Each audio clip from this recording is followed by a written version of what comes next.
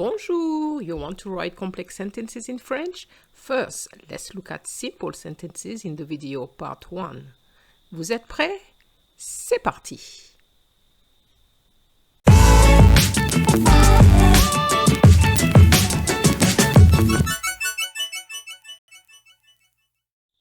Making a sentence is just like baking a cake. You have your ingredients, you have your flour, you have your eggs, your milk, maybe your sugar, which you add gradually, and that's what will make your cake, right? So we have ingredients as well to make a sentence, a simple sentence. So let's look at them. The first thing we have to look at is the action, which we call the verb. An action. Without an action, we don't have a sentence. Also the person or persons doing the action. And also we have additional information probably on the person, and that will probably come in the form of adjectives describing words, or additional information on the action itself, and that's what we call an adverb, because we add additional information to the verb. We learned that to make a sentence starts with a capital letter and ends with a full stop. However, the only necessary ingredient for a sentence is the action. And I could say to somebody, dance. And that is a perfectly correct sentence. When you learn to cook a new dish, you may have a book in front of you because you follow a recipe that has the instructions. Well, when you make a sentence, you follow rules because you need to apply them each time you write. And that's what we call the grammatical rules. A simple sentence has a simple structure. You remember I told you that the first thing which is very important is the action.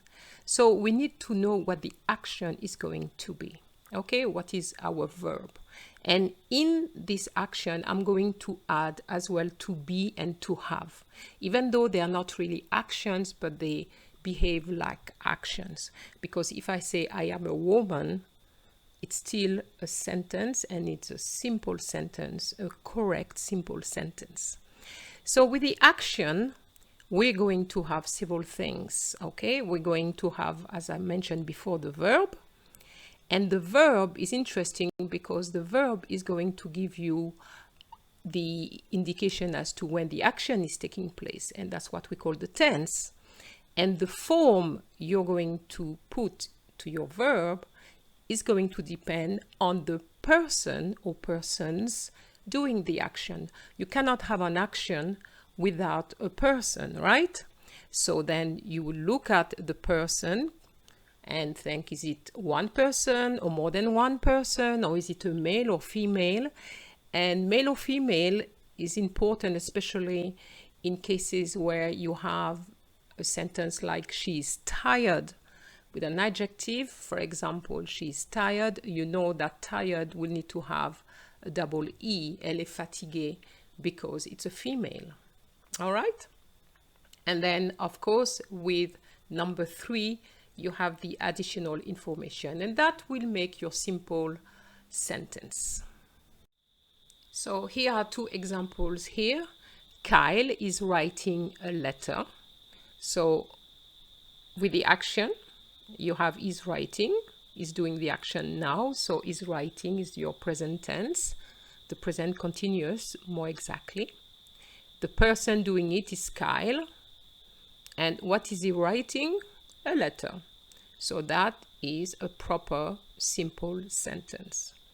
And in the second example, I just wrote by hand just to show you that even if you add something else to it, it's still going to be a simple sentence. All right?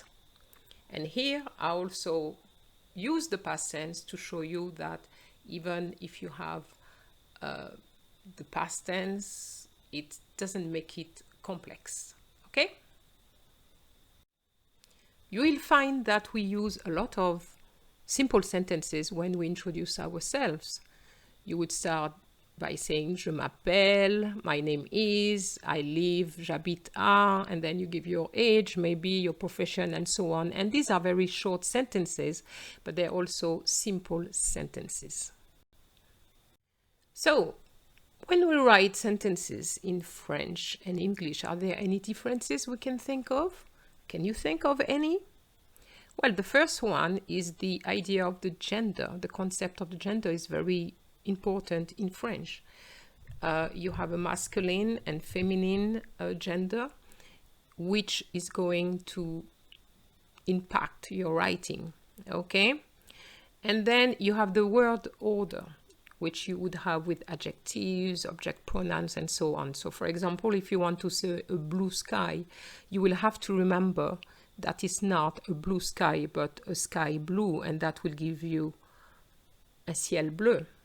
Or if I'm saying je t'écris, I'm going to say I am writing to you, and the you is at the end in English and not in French. So you have to be aware of all these differences.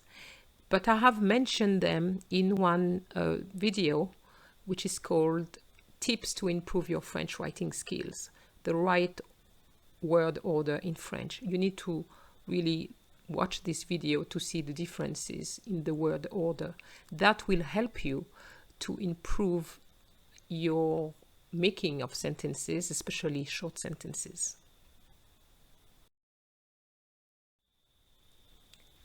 Here's an example of a short letter. I'm going to read it first. Cher Paul, comment vas-tu? Moi, je vais bien. Je t'écris pour t'inviter à mon anniversaire. La fête aura lieu le 10 juillet à partir de 19 h.